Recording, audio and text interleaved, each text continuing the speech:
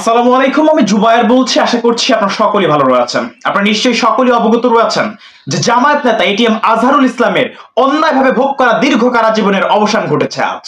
আদালত কর্তৃক বিচারকের বেকসুর খালাসে স্পষ্ট হয়েছে যে আওয়ামী লীগ যুদ্ধ অপরাধের বিচারের নামে নিরপরাধ মানুষদের ফাঁসিতে ঝুলিয়েছে এবং এটিএম আজহারকে বিনা অপরাধে বছরের পর বছর কারাগারে আটকে রেখেছিল।